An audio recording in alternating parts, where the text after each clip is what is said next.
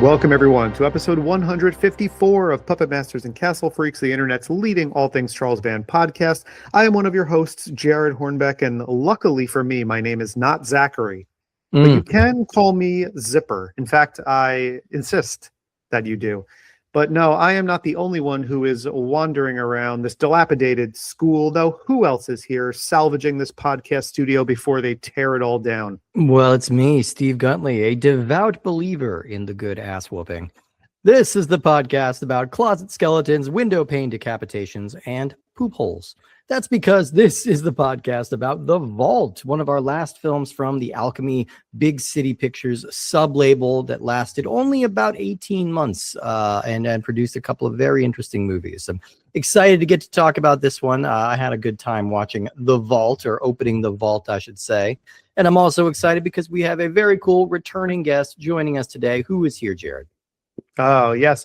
Very cool guest indeed. Coming back again. Always fun to have return guests, especially when it is someone of this magnitude. I'm talking about a writer and a critic, a fixture in the New York horror scene. And you know what? Since our last recording, Fangoria cover girl. Hell yeah. That's right. Xero Gravity. She's back again. Xero, thank you so much. I mean, we thought for sure you were going to big time us, but you're here. What? Man, you see me in the streets, Jared. You know I couldn't do you like that. I'm back. We're very excited to have you. Literally, like in the streets, like outside of Generation Records, just like on any given day. I have to ask, so for people who haven't seen this cover of Fangoria, it was advertising Tina Romero's Queens of the Dead, which I have not seen, but I've heard great things. I'm looking forward to seeing it when it comes to Shudder this week. What y'all are doing there is kind of recreating a famous cover from Fangoria from like the 80s, right? Like a George A. Romero cover. Yes. I was curious, like, did you know you were going to be doing that when you showed up to kind of write this article? Was this all pre-planned, or did this just kind of come up organically? Oh, yeah. That was the whole pitch from the start. So when Phil Nobile, who is also you had on the show before, when he went to the production team to pitch this, he actually pitched it as a recreation of the Day of the Dead cover. Yeah. Like 45 years ago, something like that. I think 40 years ago. So yeah, 85. It's 85. Yes. Oh my God, time. Yeah. So that was the exact pitch, and this is exactly what the previous editor of Fangoria, I don't remember his name at the time, had done for Day of the Dead. They sent him on the set, they put him in the makeup, and then he wrote about it. And then all these years later, George A. Romero has a kid, and then I get to do it again. That's so cool. That was fully intentional. We were all so excited, I know, to see when that cover came out. We're like, holy shit, that's so cool. That must just be like kind of dream come true kind of stuff. That's I peaked. Like, I don't think I could do anything cooler. You know, this time next year, I'm just going to be regular.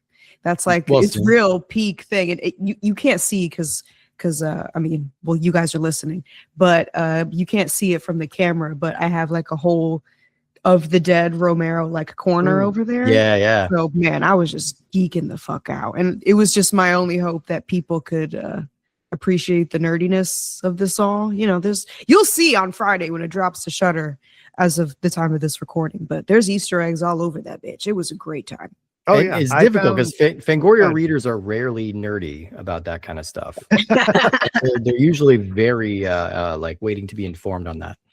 Yeah.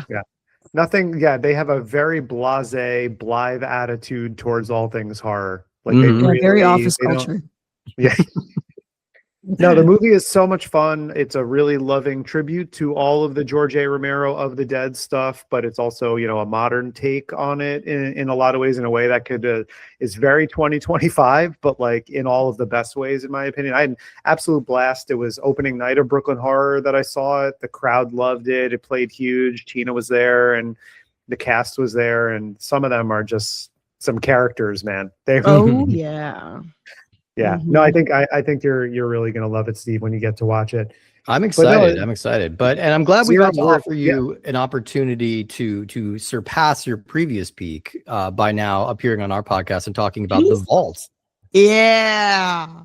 Was this one that you'd seen prior to this, or was this a spit in the wheel kind of situation? Yes, I own this one on VHS. Oh yeah, all right, that's very cool. Now, how did this one so you discovered it kind of back when it was new then?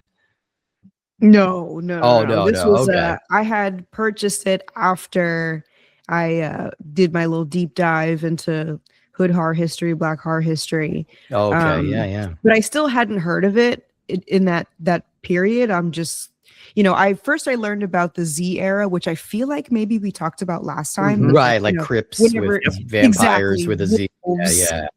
that, so on and so Right. forth. And this cover is, although there's no Z in vaults, the cover art is still like, it's giving, Z era, It and is. black girl on cover. So into my cart it went.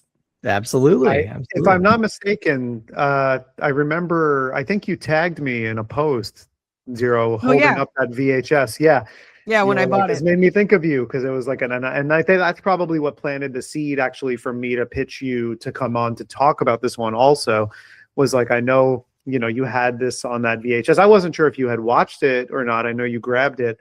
But this is a really interesting sublabel. I know, this has been spread out for a while now in terms of how they've been covered for us. So anyone listening to this show now, next week, is it next week? Or I think our bonus episode that's going to be coming out between this and our proper episode for next week, you'll hear the conversation we had almost 2 years ago with the Movie Dumpster podcast on their show about the movie Ragdoll. Mm-hmm. So it's going to be the first time we're going to be releasing audio from a podcast that's not ours, where Steve and I were just a guest talking about the movie Ragdoll to have it come out during this block of movies.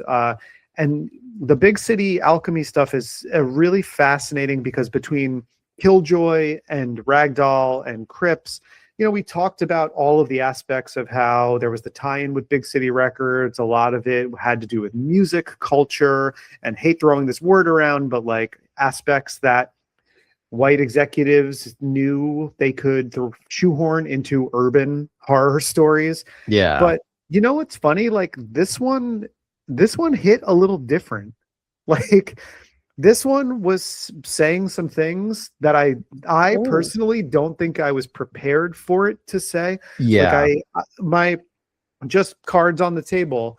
I had a really good time watching this. First of all, 72 minutes. Like hell yeah, that's what the fuck I'm talking about. Yeah. Again, be aware. I watched the 90-minute cut because I thought like that seems like a perfectly reasonable length for this movie, and then I realized it was doing the slow frame rate thing again, gotcha. and I bumped it up to like why is it like looking better when I bump it up to 1.5? Oh, they did it again. Yeah, but 72 minutes. Yeah, should be 72 minutes. Yeah. And so it felt really breezy watching it. Like I felt the pacing was good. It kind of gets to where it's going quickly. And once it does, it's like, it is sort of this like one set where they are for the majority of this time, but that's cool. I think I found the pacing of this one to be definitely like a positive attribute of the movie. Like I think it was one of the strong points for sure. And as I was watching it, when they started to introduce the conceit and the actual premise of the movie, I was kind of shocked because I didn't realize.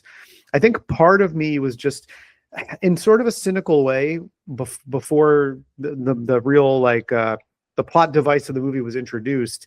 I think like in my head was kind of like, okay, well, how are they going to tie like music, culture or something into this? And then it went in a completely different direction, which was a welcome change for me watching this. Like this might be the one I enjoyed the most of all of the Alchemy Big City Picture stuff that we've done so far. I know we had pretty positive feelings about Ragdoll, and Ragdoll, you'll hear us next week talk about that one. And like if push came to shove, I think when I think about it now, this is maybe like a recency bias where it's like I recently watched The Vault, so what I liked about it is very fresh in my brain. But like, I think back to Ragdoll and I'm like, okay, now as I say it, I'm like I think I might actually like Ragdoll more. Yeah. But this one surprised me in a lot of ways. And so with it tackling some surprising themes. Xero, I know we can get into a whole conversation about this. I'm really interested to know how it played to you. Well, I knew what I was expecting, which was kind of the trap that it set me and probably every other viewer, maybe 80% of viewers in, because this is a genre of a genre kind of movie. So if you found yourself here, especially in recent years, movies like 24 years old now. Actually, no. Yeah. 24. Jesus. But you know, if you found yourself here as of semi-recently, then you're probably one of the cult heads like us. That being said, you kind of know what to expect. This label is known for doing this type of shit, and that's exactly why we love it. And then you go into this one and you're like, oh, there's a little twang here. There's a little, you know, really extremely down to earth, based in reality, type reason all of this is happening. It's very strong commentary. So it's kind of like watching, I don't know, like the goofiest shit. You know, you put your hand in the pot, you're gonna pull out jelly beans, and then you pull out like a Grammy. Like right. Whoa, like this just got really intense. We're talking about some real shit. This isn't my kiddie soccer game. I'm at the Grammys right now. Okay. It surprised me a little bit as well, and let's get into a little bit about the making of The Vault, because this one's pretty interesting. The Vault was released March 6, 2001. It's directed by James Black, and it's written by Douglas Snoffer and Carl Washington, and it stars Michael Corey Davis, Shawnee Pride, Ted Lyde, Leopoldi Poppy, best name, Austin Priester, Kyle Walker, Paris Washington, Antoine Java Benson, and James Black. Now, this is the third film that we're covering from Alchemy Big City Entertainment, which is a short-lived mid-90s or late 90s sub-label overseen by actor Mel Johnson Jr. You all remember him as Benny, the mutant cab driver from Total Recall. And he was briefly in charge of this kind of new sub-label that was going to try and extend opportunities to Black filmmakers to tell Black stories, which, you know, I forget who it was. We had a guest on the other day who's asking if Charles Band ever kind of like opens up opportunities like this for other filmmakers. And like, it doesn't happen often, but this was one of those situations where it's just like, yes. Oh, I think that was Mary Beth McAndrews. I mean, a very, you know, a deep philosophical conversation about, you know, the pipeline to success in Hollywood during a conversation about Ginger Dead Man versus Evil Bong. Yeah. So whoever wins, we win. But yeah, so there are 5 total films within this entire sublabel. The idea was that they were going to release a movie about every 3 months, and they actually did exactly that. But the problem is they just had diminishing budgets with each production, and it kind of kept getting smaller and smaller. But Ragdoll was the first one that came out that we talked about. We'll hear it again. Then there was The Horrible Dr. Bones, which we have not covered yet. I think that's the only one we haven't done. After that, it is, of course, Killjoy, which was sort of a big hit and was very, very different from what the series would become. And this is going to be the 4th one that came out. The last one under Mel Johnson Jr.'s tenure at the company, there would only be one other film released for the series, and that was Crips, which we did cover last time Xero was here. So, yeah, that was the very last one. But yeah, the interesting thing about this movie, I think, is that unlike a lot of the other movies that were built from the ground up for the Alchemy label, this one is not necessarily going with like the tropes of like blaxploitation cinema at the time, right? The others are kind of leaning very heavily on like kind of inner city or like gangster or like rap music kind of tropes to sort of start with. There's a lot of like voodoo and a lot of things like that, like based in indigenous cultures. But this one is just kind of a horror movie that just happens to be about Black people. And it's because this was a script that's been bouncing around since the Empire days. At one point, Jeff Burr was attached to direct a version of this in the mid-90s. But ultimately, the directing duty fell to James Black. Now, we've actually talked about him a few times on this show because he's an actor. He is a former professional football player for both the NFL and the Canadian Football League. And he moved to Hollywood in the late 80s. And the man has been working steadily to this day. He's got like close to 200 film credits on his IMDb. It's a lot of like one scene episode walk-ons of like CSI playing a cop. He plays a lot of cops. He plays a lot of like coaches. He plays a lot of like, handsome figures of authority. That's kind of his bread and butter, and he plays it very well. We run into him. We'll hear next week. You'll hear us talk about how much we thoroughly enjoy his performance as Lil Mikey in Ragdoll. I forgot he was Little Mikey. Yeah, that was wild. He also appeared in Horror Vision, which was Danny Draven's debut with Full Moon. But more importantly, he grew up with J.R. Bookwalter. The two of them were like buddies since like high school, and they appeared in some of the James Black appeared in some of his early movies. And so when Tempe Pictures was taking over Full Moon around this time, J.R. remembered him and brought him in and gave him the opportunity to direct his own movie. This is the one and only film that he ever directed, but you know what? I think he did a pretty damn good job. I think this movie is clearly struggling with some budgetary limitations. It's clearly struggling with some digital video limitations of the early 2000s that in some ways make this movie a little hard to look at. But I think he chose his actors well. I think this movie is like kind of 10% more intelligent than it needs to be.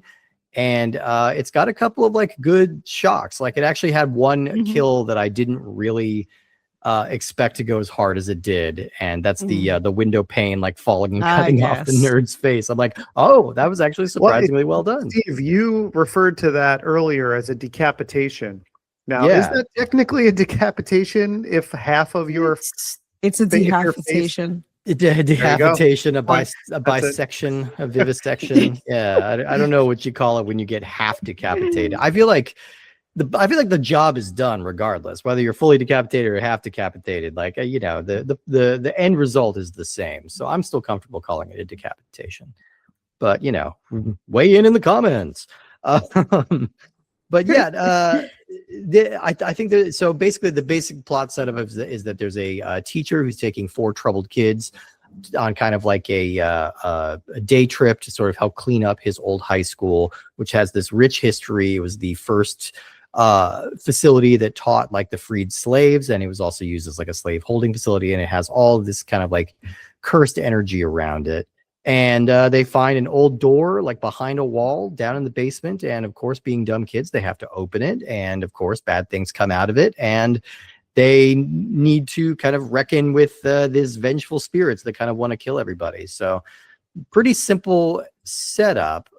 It's the plot that never fails. It's a plot that never fails. Stupid kids in location. Stupid kids open box. Stupid kids die. Maybe 1 or 2 survive. 1 or 2, yeah. There's even a moment where the teacher's like, "I told you not to open that door." And she's like, "I know, I'm sorry." I'm like, "What do you?" Yeah, sorry doesn't pull the pipe out of that guy. I mean, that guy's dead as hell. But yeah, it is a time-worn tradition that I think works really well. But like Xero, you were talking about like how this is kind of a subgenre within a subgenre, and it is exactly that, because strangely for these 5 like blaxploitation films that we've covered, this is the first one that's actually addressing themes of slavery. And slavery is a very common, very potent theme in a lot of like African American horror films, like all the way back to like Ganja and Hess and things like that. Like way back of that. Candyman includes a lot of that. Like it's very common, like pervasive theme. Sugar Hill is an example. I think that this movie's probably owes most to Sugar Hill out of any of the other movies that we're talking about. I would say Candyman a lot too. Yeah, Candyman definitely has a lot of that. But yeah, it's always a potent theme, because it's like literally they're being forced to confront the ghosts of the past. These are spirits that are rightfully unsettled and like angry and vengeful, and like it makes for a much more like, this could be just kind of a traditional monster movie of like things skulking around. I just find it's always better if you can kind of see at least a little bit of where the ghost or the ghoul or the antagonist is coming from. Yeah. I don't know. I think it's a little bit of a slippery slope, because we're Right. not talking about right now. We're talking about 2001, and the things that flew in 2001 are different than how Twitter would receive them in 2025. I personally am so over the slave thing. This is me in 2025. Sure. Yeah. Or in 2026 when y'all are listening to this, but because I will probably have the same opinion. But how I feel in today's world is I'm tired of the slave shit. I think that it's a common horror that's used as the root of many evils when it comes to Black horror movies. And it's getting a little redundant. You know, there definitely is a world where it can be done tastefully, and I have seen it before, I'm sure. But I think just the sheer volume of it has become a little bit of like a mosquito in the ears of Black horror fans. Yeah. Because there are more evils than the great evil that, you know, everyone we know about it. And kind of like to minimize our evils, I guess, to this one thing seems a little overplayed, because to be honest, there's a lot of things about Black American culture that could be used to tell a story about evil. Doesn't necessarily have to be slavery, especially because slavery was something that was put onto people, you know, that was no one's in the affected communities doing. Right. But I think you tell a little bit more intersectional stories when you avoid that. And there are also things that are specific to Black culture that you could use. It doesn't have to be like, you know, an everybody thing. But speaking in this bubble, this is a label that set out to do a very specific thing and still be diverse in the movies that it put out. And we didn't have this. We didn't have this in fucking Killjoy and Crips and all those other ones. No. So I do applaud this movie for going there. I do. And I can't take back what's already made.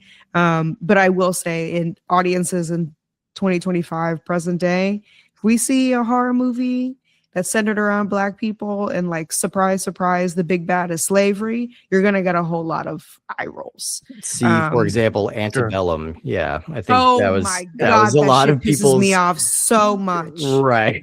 Yeah, I think that was kind of everybody's reaction to that one.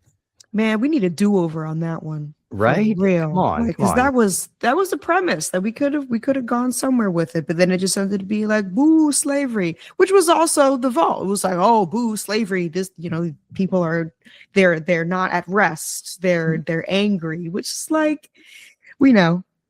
Right. Yeah. 100%. And I'm somebody who wants Janelle Monáe to lead every single movie. And God, yes. You do not want to get stuck with that one. Yeah, I was really hyped for that. And then I'm like, oh boy. Okay. You know, it's kind of the same thing. I mean, it doesn't even have to be in horror movies, because I'm sure if you have Black people in your life, listeners, you've heard them say, especially if they're film heads, you've heard them say, please, no more slave movies. Right. No more slave movies. You know, I'm not saying ignore it, but don't make it the whole premise. But, you know, what I said before, we're in a bubble right now. And so addressing slavery as the root of evil in this movie was different. And for that, I definitely applaud it. I think that's what jumped out to me a little bit about it, was maybe the ambition of taking that on at the time, like through this small, very, you know, cheap sublabel. Especially since we're getting towards the end of the run of the sublabel here, and it's like budgets continuously slash. You would think maybe they would scrap something that had a little bit more ambition with something they knew that they could turn out and have it be watchable and have it be, I guess, well, for all intents and purposes, just completed on time.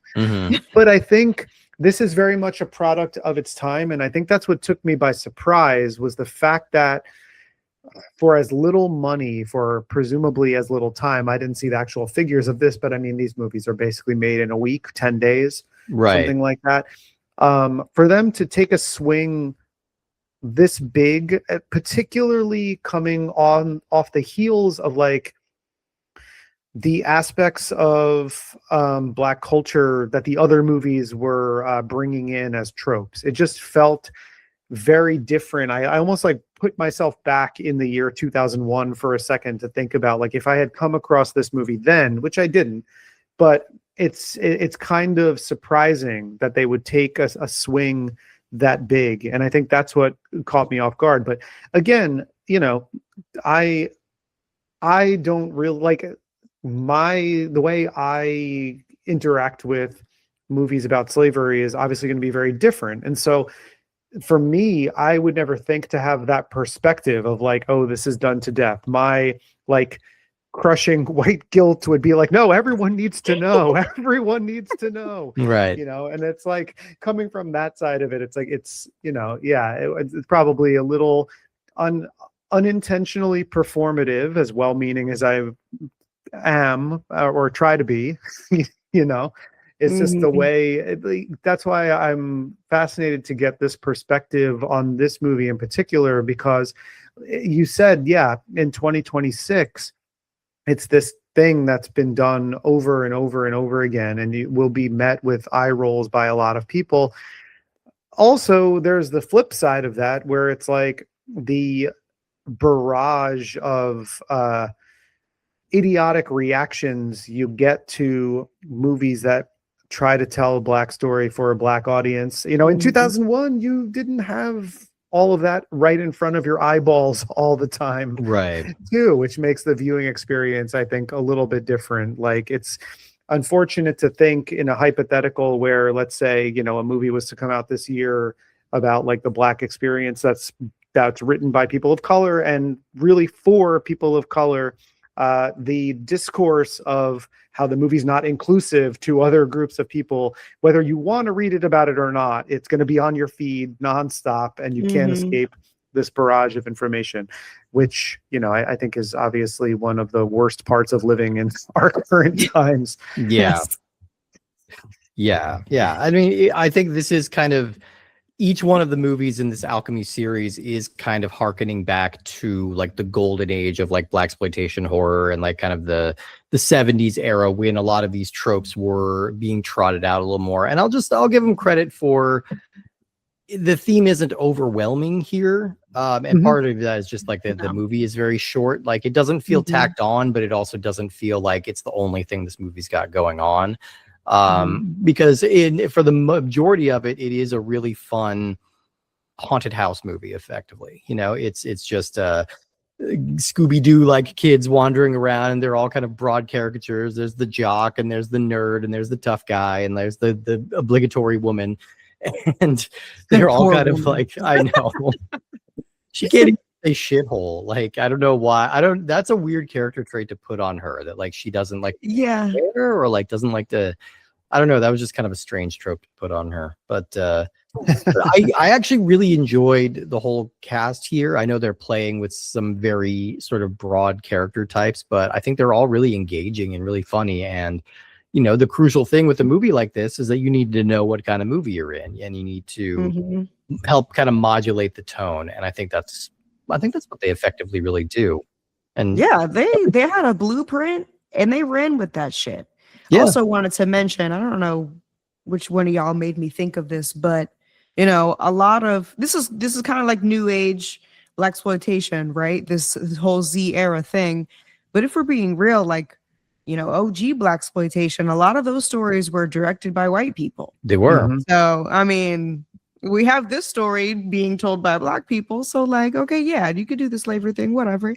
But as far as like this ensemble goes, it goes right into the formula. You know, they had the blueprint and they ran with it. Okay, let's make a haunted house story. And how many of these do you see in white version? Like 32 million bajillion. So yeah, we could have this mediocre one. That doesn't mean it's like the bottom of the bucket, because, you know, I'm sorry, we see some bottom of the bucket. But yeah, they have their fucking Scooby-Doo gang. They're each very obvious high school kid tropes that we see everywhere, and that's not necessarily a bad thing. I mean, we're still sitting down here watching it, but I kind of like the exaggeration of all the characters, because it takes the seriousness away from it, and you shouldn't be sitting down with a serious mind watching this. I think that's also another reason why this film is so digestible, because they had a very, we mentioned it already, the money pot is on E at this point. in the life of these productions. Mhm. So they did what I see is they did what they could with their funds given, and they took the blueprint and they made something that's extremely watchable. And also they packed a little punch with that slavery thing in the end, and it's told by Black people. So yeah, you get the win for me. Absolutely. I don't think we could we can't, punch down on like M. Night Shyamalan, because his thing, right, is he takes crazy risks, and they don't always land. And he's now just like spending his own money to make those crazy risks, though. So you can't even be mad at anything. Well, he always has. He's always financed his own movies. But the point is that he goes bold, and a lot of the time it doesn't work. Well, listen, that's not going to be a thing anymore because he's going to be getting all that Lady Raven money. Mm-hmm. Oh yeah, I love me some Lady Raven. I downloaded her EP as soon as I left the theater after I saw it drop. I went to her 2 p.m. concert on a weekday, and it was really good. Yeah, it was packed. Can't listen. This can't turn into a trap podcast because I have 2 hours of thoughts based on that movie alone. Oh my god! But I will say, I think that had the misfortune of kind of bumping up against the Naomi Scott performance and Sky Riley stuff from Smile 2, which was so immeasurably recognizably better that it was just kind of blowing it off the screen. And I'm like, what? Like that new Brain song in Smile 2 that they do during the rehearsal thing when they're doing the trust spinning her around. I'm like, that is so good. Like someone took the time to write an actual what sounds like a convincing 2023 pop song, and then it's performed well, but then it's like you're getting a glimpse into what the practice for a performance like this would be with actual dancers and stunt people, and and it's incredible. It's so good. I really think in a couple years people are going to recognize Smile 2 as a masterpiece. Genuinely, I think that movie is aging so well, and the more I think about it, the more I get out of it. I think that movie slaps. It's so good. I'm gonna be quiet on this. Oh, okay. All right. You know what? Intrigue. I'm curious to revisit this topic with you in 5 years. I think I can convince you. I think I can get you to come around. Well, I saw Xero wince when I said that I thought Sky Riley was better than Lady Raven. So I think right there we're at an impasse. I will say I definitely take this opportunity and move on. I came out of the year 2024 thinking, you know what? M. Night Shyamalan's a really, really good dad, because he gave an opportunity to one daughter to direct her own movie with The Watchers, which I also didn't like, but still. And then he lets his other daughter kind of springboard a pop star career. And I'm like, you know what? That's a good way to use your energy and your resources. You're a good dad. Yes. You know what? Ishinai, I think is her name. Shauna? Yeah. Yeah. Who directed Watchers. Wasn't a great movie, but it showed promise. She showed promise as a director. You know who else shows promise as a director? James Black. I think so too, right? Mikey himself. I'm really surprised he didn't come back and do anything else for Full Moon, or that he hasn't done anything else since, because I feel like he has an eye. I think he coaches some good performances out of this cast, and maybe he just didn't have a good time doing it, because I'm sure this was shot in less than a week for $2,000 and a handful of peanuts. I think I don't know. When we first encountered James Black, and I think there was some overlap between covering Ragdoll and covering Killjoy for the first time, because Craig Ross Jr. directed Killjoy, and he directed James Black in what I think is one of James Black's earliest performances in a movie that's called Cappuccino. And this movie has a really great reputation for whatever reason. It's an indie movie. James Black is the lead of the movie, and it was directed by the same guy as Killjoy. It has an 8.2 on IMDb. Really? Okay. Yeah, and it's about. Let me Google this right now. Yeah, and it's a movie I guess it's a romance movie, based on what the cover kind of looks like, but it says a Craig Ross Jr. film, and it has one of my favorite pull quotes of all time, which is just the word impressive. That's good. That's a good blurb. Yeah. Impressive. That's journalist for y'all finished the movie. Everyone get ready to full body cringe as I read the other pull quote that is on the poster of this movie. No. Oh boy. Here we go. A sensuous brown nectar with hot frothed milk topped with cinnamon. Did RFK Jr. What write in the that? fucking Tyler Perry was that? That's what Oh it says my on the God. poster, but this movie has an 8.2, and apparently the IMDb review ratings of it are really good. The user reviews, which we all know are a tried and true source for where to pull information on whether or not a movie is good. But I'm kind of fascinated by this because when we were doing Killjoy, and I was reading about Craig Ross Jr., like, I think that was one of the things I read was it was like this guy burst onto the scene with his first film. It was like really well regarded, and James Black is the lead in that. And I think he has some like real star quality. He obviously has the physicality of an athlete, so that his stunts are very believable. Like, I'm sure it just pays a lot more to be handsome and authoritative, Yeah, unfortunately. it's worked well for Or me so fortunately, far. depending on who you are. Yeah. you know who I liked in this cast, actually, in The Vault? I was a fan of the performance of Michael Corey Davis, who played Mhm. Kyle. Yeah, I thought he was good. I thought he was pretty good, and especially once the cast is sort of, because it's in the beginning, it's like they're like, oh, we're here to preserve things, just look at things.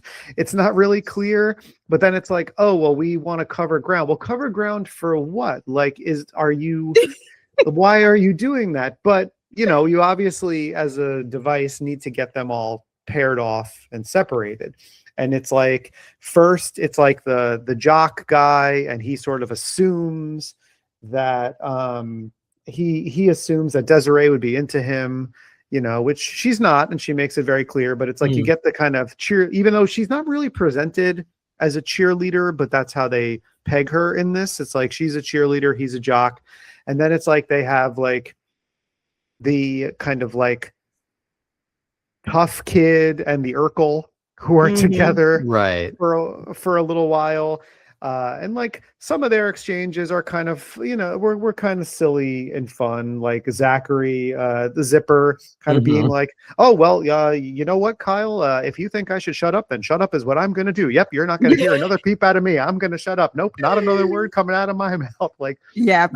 it's broad, and it's kind of funny. And it made me think, and this doesn't happen very often, but they purposefully give the character a like self-chosen nickname. Why do you think this guy has the nickname of Zipper? Why do you think he wants people to call him Zipper? I'm assuming because he emulates the greatest pop culture character of all time, Zipper the Fly from Chippendale Rescue Rangers. I mean, I'm That assuming was that. very case closed. cut just now.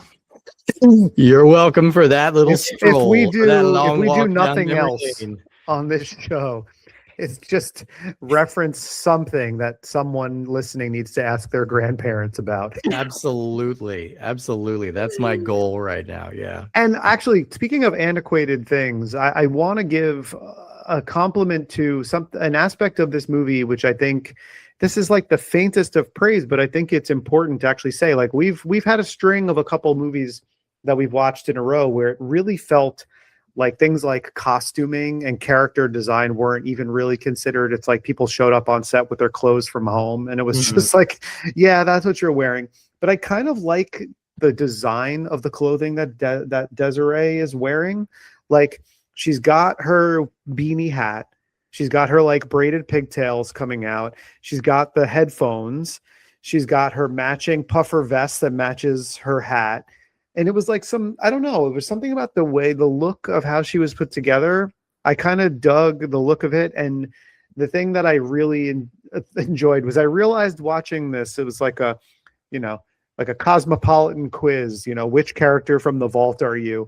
I'm definitely a Desiree, because when it became known that shit was going down and that they really need to pay attention and band together, she decided to put her headphones on and just disassociate. And I'm like, 100% that would be me. Like people will be like, come on, we gotta go, you gotta help me, what are you doing? I just have my AirPods in, like, just like, no, I'm good, I'm Nope. cool. I'm in Listening my to this head. episode Y'all of got Knowledge it. Fight, leave me alone.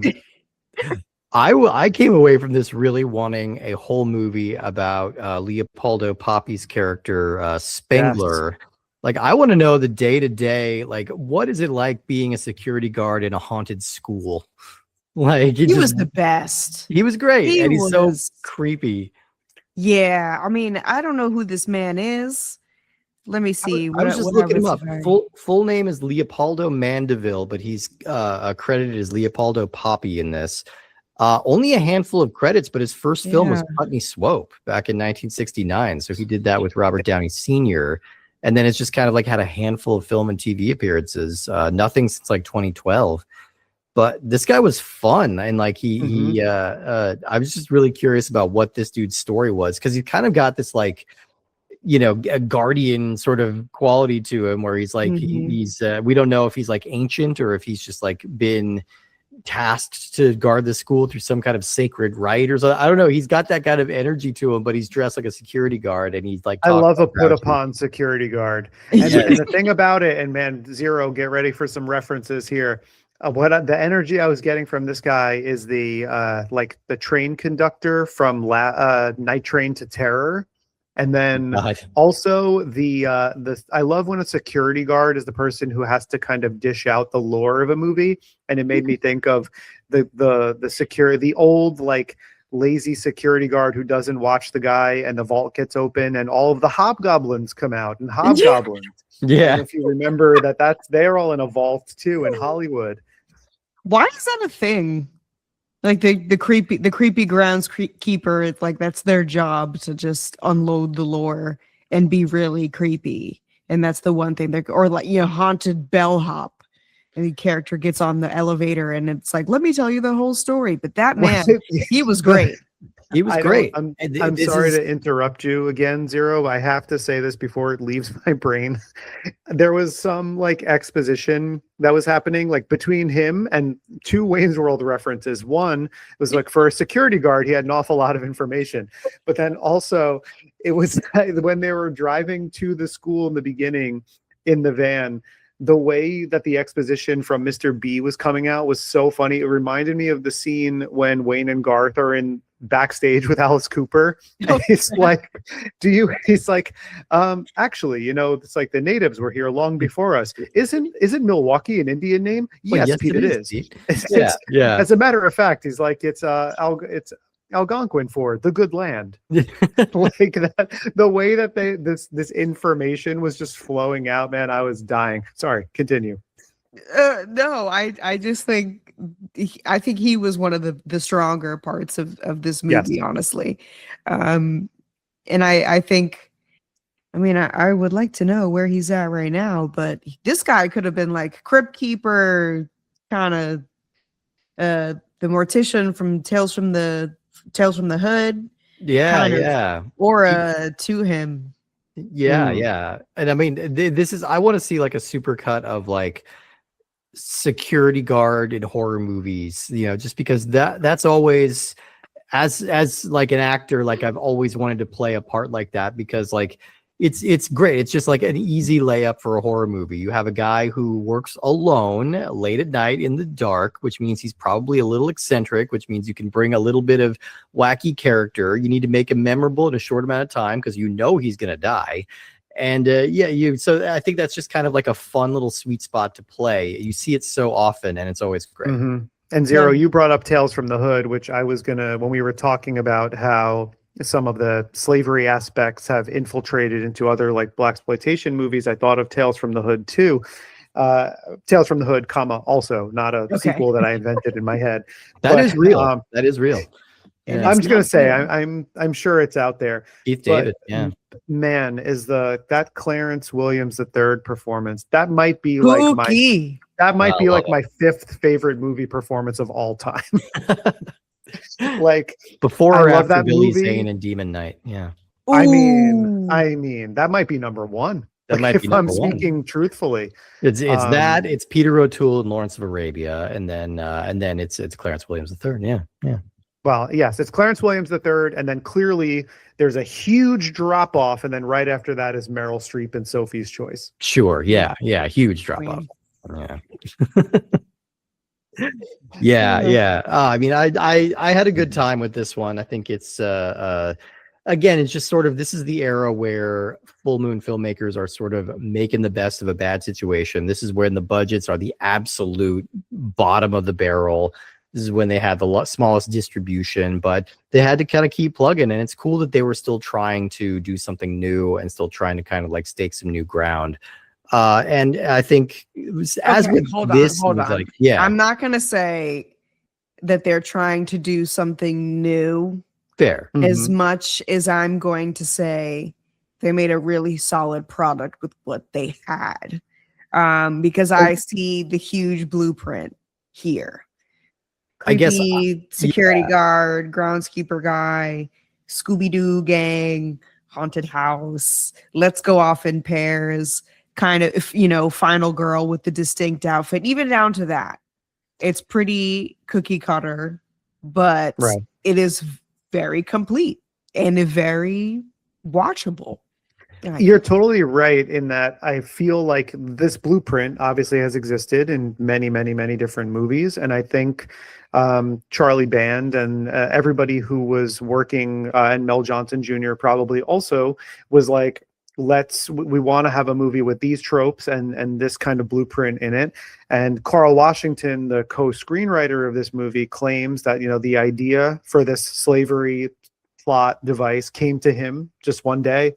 Like, okay, yeah, sure. So I'm sure like figuring out a way to then have that be part of this was also, you know, something maybe that they thought in the time would be like, okay, well, this is going to be our way of elevating this just from the blueprint and giving it something a little bit deeper. And honestly, we can only hope that in the year 2026, filmmakers decide that they want to try to elevate horror in some way. Yeah, this is a good example of doing that at that time.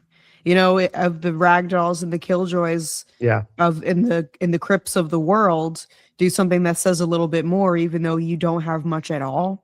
And I think that's pretty admirable. What makes this movie like a success and you know, wrapped up in a big picture is their, what's the word I'm looking for? Like the righteousness to do that. One. And also I'm gonna say today, these effects look not great, but for 2001, I mean, I wasn't watching this movie in 2001, but if I could imagine, because I have watched a lot of movies from 2001, they're not bad. No, yeah. Because the haffitation was very solid, and I was exactly what you said, Stephen. I was not expecting a kill to go that hard. I think that's one of the things I liked about this. Kills. Yeah. I mean, and then also I really liked the pipe kill as well. I thought that because a lot of times with these movies, it's a little, you know, they utilize off-screen, loud noise, bright light, off-screen kill is how you do it. I mean, I get it. You guys have no budget. You got to do what you got to do. But they lingered on that one. I like the pole kill. And it reminded me of Jigsaw, a movie called Jigsaw that we watched, not Saw related, but there's a movie called Jigsaw, which was a really interesting full moon movie from the Shadow period, which is kind of the period that would follow like this and Kushner Lock. And that movie, same thing. It was like an interesting premise, super cheap, hindered by budget and time and all those things to death. And they made something like eminently watchable. And where they came through was they made some of the death scenes interesting. They realized like, this is going to go in the horror section of a video store. We need to have some gore. They made the gore look decent, and they lingered on some of the kills. And I liked that about this movie, was that the pipe kill, you're totally right. In a movie like this, Xero, most of the time you're getting, like you said, character walking off screen, a Wilhelm scream. Like you're not going to see what happens. But here they really did. They linger on the pipe. Some of the blood pouring out of the mouths, out of the pipe, the haffitation, thing. I just thought, yeah, they understood. I think that those are going to be kind of the money shots that that's like, okay, this movie, we don't have a lot of money, but we do have, some people who are working on this movie who have, an idea how to do effects work, how to make, some fake blood, and how to do some stuff for cheap prosthetics or props and things like that. And I think they recognized, like, having the camera linger on the pipe kill and watching the stuff drip out of it makes that so much more effective than, like, you see a pipe go through, a creative edit happens where you don't see any of the aftermath, and then maybe they come back to him a minute later and you see him with a piece of pipe sticking out of him. But, like, yeah, no, you're totally right. Like, that was one of the endearing qualities of this movie to me, was that in those moments, they actually, I think, recognize, like, no, we kind of have to deliver something here. Mm-hmm. And I think they did. Yeah. Agree.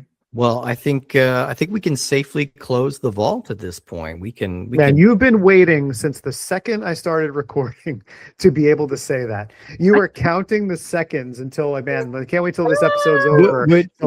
Now we can safely close the vault. Would you believe it actually just came to me? I am just. I don't. Good. I'm just that good. That's where. Who knows? I think divine inspiration is coursing through me. I think that's what it must be. But. That was so much fun, and thank you so much to Xero Gravity for being here again. We always love having you on. My pleasure. For digging into this one with us. Where can people find all of your stuff? Where's your socials, all of that stuff?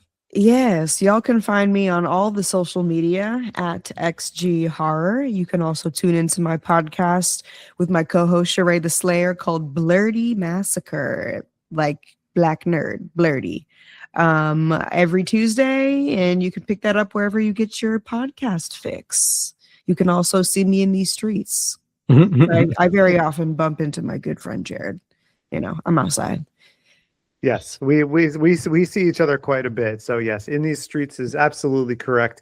If you check out Blurty Massacre, if you check out that issue of Fangoria with Xero on the cover for Tina Romero's Queens of the Dead, you're gonna love something there. Now, before I get into my normal, promotional stuff for our socials and all of that, I wanted to just ask this before it doesn't have to turn into a tangent or anything like that. But when we were having the Smile 2 and Trap conversation, I thought of it. No. No. It doesn't have to do with either of those things. It just popped into my head then. Speaking of, like, but if we're gonna talk about, if we're gonna say Smile 2 is a sequel that kind of builds upon the first movie and goes bigger, I think you could say the same about a movie that's on Shudder right now, Influencers, which also played at Brooklyn Horror. Xero, did you see Influencers? I loved Influencers. I loved it. I loved it so much. I'm so glad to hear you say that. I mean, by the time this drops, it will have been on Shudder for months. I'm sure there will have been a lot of people praising it. I liked that first movie quite a bit. When it came out, it was a surprise. I watched it with no expectation. I was like, that ended up being kind of on my short list of really surprising movies of I think 2022. Yeah. This sequel, in my opinion, now I've heard some conflicting and differing opinions on it, but to me, this sequel does a sequel right. Like, it goes bigger where it needs to go bigger locations, more bonkers, like plot of how things get from point A to point B to point C. I had such a blast with that movie. So Steve, I would say, like, one day soon, you should jump on Shudder when you have yourself an open afternoon and maybe just watch them both back to back. Yeah. I would be down. That's actually how I did it. When I was set to review it, because I obviously hadn't seen it in a while, I was like, well, let me double feature these bad boys. And I gotta say, continuity is, like, really on point, because it's kind of a complicated story, and now we're not in 2001 and everyone has a digital footprint. So but it was really good. I think this is, and Jared, I'm pretty sure I said almost exactly what you just said in my review, where, like, Influencers is a sequel as sequels get. Okay, that's a hell of a endorsement. I mean, I loved the first one, and I think Cassandra Note is a star. Like, I think she's bad amazing. Bitch, yeah. So I'm excited to check this one out, and maybe I'll do that tonight. Yeah. Yeah, and she's even, I mean, it's really her movie, and she really like brings it in this movie. Like she's incredible. And that cast and crew were at Brooklyn Horror for that premiere, and they were all great. And I can't say enough nice things about it. So definitely, we're in February right now. Influencers has been on Shudder since December. I'm sure it's still there. Definitely go and watch it. I think if you liked that first movie, then you're going to love the sequel. If you love what we do from week to week, the best way to show us is to leave us a 5-star rating on whatever podcast catcher you're using to listen to the show. Maybe drop us a little review also if you feel so inclined to do so. It just helps us to, end up in more people's algorithms, find a wider audience, get more eyeballs on the show. Because, I don't want to get too soapboxy or sanctimonious, but like, I can't imagine there are too many people out there who are going to have, the conversation we just had about the movie The Vault in podcast form. So it's like, if you're a fan of Full Moon, a fan of Charles Band, Alchemy, Big City, all of the sublabels and stuff like that, we're giving these hour-long, shining a light on a lot of these movies that mainstream outlets typically don't touch. So the way to show some love to us is to give us a review, and we love all of you that are listening. We're so appreciative of everyone who follows the show all the time. Following us is very easy. We're on Instagram at puppetmasters_castle freaks. You can follow me at _Giallo_Jared as well. Blue Sky, new episode posts coming out. You can subscribe to the YouTube channel to find the audio versions of these shows on there as well. More content possibly on the way, but it's hard because Steve has another awesome show that he's going to tell you all about right now. Steve, what else have you got going on? Well, that show is called Cinema Arcade. That's cinema and arcade mashed together. That is what we're doing. We are watching movies and playing the video games based on those movies. Excuse me. It's February, so I don't really know where we're at right now. We just finished a whole month of covering the Brendan Fraser Mummy movies, which is a lot of fun. And I have not planned out the rest of my schedule right now, but I'm feeling mercurial. I'm feeling like I might dig something up that's a little off the beaten path. I got a couple of real weird doozies in the canon, so I'm gonna maybe pull those ones up. Keep an eye out for that, and be sure to keep an eye out for us next week, because we will be back talking about a rare slasher movie for Full Moon. Not a lot of those of straight up slasher, but like the previous one that we covered, Bleed, this one is a Scream knockoff, and it's called Final Stab. And I really don't know anything about it, but it's also from 2001, so right here in this period, and no idea what to expect. Well, while Dimension Pictures were churning out all of these Scream clones with snippety snappity Kevin Williamson dialogue and a bunch of people standing in succession looking pensively on the movie poster. Well, you know what? If you ever hoped Dave Dakota made one of those, then Final Stab is for you. Yes. We have an incredible return guest. Again, another Fangoria tie-in. Very consistent Fangoria contributor, Richard Newby, is joining us on that episode. We had a lot of fun talking about which one did we do with House of the House of the Dead? House the one with the guy stealing the eyes. Mansion of the Doomed. Mansion of the Doomed. That's Doomed. It. Okay, yeah. Yeah. So that's kind of buzzwords. a nasty movie. Yeah. So many buzzwords. But I no, just have to throw out, I'm looking at the poster for Final Stab right now, and the main guy looks like somebody yassified Bob Odenkirk. So I'm excited to get into that, exactly what that means. So yeah, so listen, I honestly don't know how you could have listened to this episode and not want to tune in next week for Final Stab. So thank you again to Xero Gravity. I'm sure I will see you around in these streets, and we'll see all of you guys next week for Final Stab.